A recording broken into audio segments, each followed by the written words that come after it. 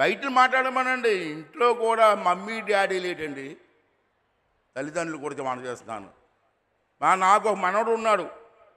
ఆడికి 4 సంవత్సరాలు మొన్న వచ్చాయి. 4 సంవత్సరాలు హైదరాబాద్ ఉంటాడు. ఒకసారి వెళ్తే గ్రాండ్ ఫాదర్ కూడా కాదు, గ్రాండ్ ఫా అంటున్నాడు ఆడు. నేను అన్నాను పిలిచి, నీతో మాట్లాడను అంటే ఏమన్నాడు, నువ్వు తాతయ్య అని పిలిస్తే మాట్లాడని చెప్పాను. అక్కడి నుంచి తాతయ్య గారు బాగున్నారా అంటున్నాడు. అంటే మీరు ఆ పరిస్థితిలో ఇది చెప్పలేకపోతున్నారు. చాలామంది సంతోషిస్తున్నారండి, సంతోషిస్తున్నారు. గ్రాండ్ ఫా అంటాడు ఇంత కుర్రాడు. ఇందాక మాట్లాడారు మన ఎంపీ గారు. చిన్నప్పుడు మా పెద్దవాళ్ళు, మా చిన్నప్పుడు చూసేవాడిని నేను, చందమామ రావే జాబిల్లి రావా అని చెప్పి భోజనం పెట్టేవారు, తినిపించేవారు పిల్లలకి. ఇవాళ సెల్ ఫోన్లు ఇచ్చేస్తున్నారు సార్. సెల్ ఫోన్లు చూసి భోజనం పెడుతున్నారండి. ఇక ప్రేమ ఏముంటుందండి? ఎత్తుకొని నడుము మీద కూర్చోబెట్టుకొని అలా తిరుగుతూ చందమామ రావని భోజనం పెడితే ఆ పిల్లవాడు ఎంత ఆనందిస్తాడండి. ఎలా అండి? సెల్ ఫోన్ ఇస్తారా సార్? ఇంకో విషయం చెప్తాను సార్, ఏమనుకోరు సార్. మరి నాకు కూడా పరిస్థితి ఉంది అనుకుంటున్నాను నేను. భోజనం వండమంటే సెల్ ఫోన్ చూసి భోజనం వండుతున్నారు సార్. పూర్వం మా పెద్దలు కారం ఎంత వేయాలో, నూనె ఎంత వేయాలో, ఉప్పు ఎంత వేయాలో చూడకుండా వేసేవారు. ఇవాళ సెల్ ఫోన్లు పెట్టుకొని కారం ఎంత వేయాలో, నూనె ఎంత వేయాలో, ఉప్పు ఎంత వేయాలో చెప్పి భోజనాలు వండే పరిస్థితి వచ్చింది సార్.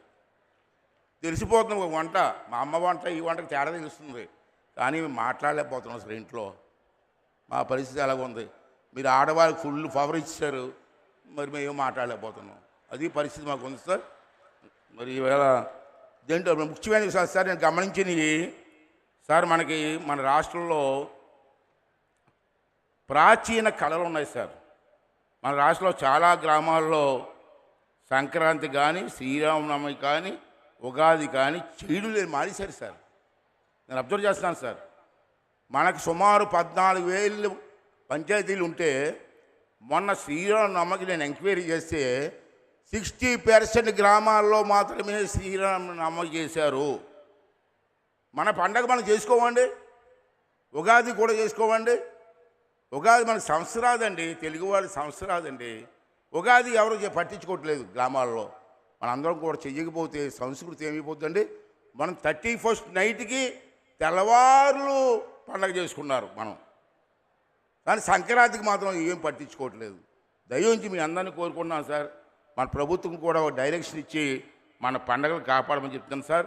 రెండోది సార్, మన రాష్ట్రంలో చిన్నప్పటి నుంచి మాకు చదువుకున్న చూస్తున్నాను, నాటకాలు, పద్య నాటకాలు ఉన్నాయి సార్. దాంట్లో రామాంజనేయ యుద్ధం, సత్యహరిశ్చంద్ర నాటకం, శ్రీకృష్ణ రాయబారం. అప్పుడు పద్యాలు పాడుతూ ఉంటే స్టేజ్ మీద జనం ఆహా ఓహో అనేవారు. ఈవేళ ఎక్కడ కనపడలేదు సార్, ఎక్కడా కనపడలేదు సార్. డ్యాన్స్ బేబీ డ్యాన్సులు ఇవే కనపడుతుంది.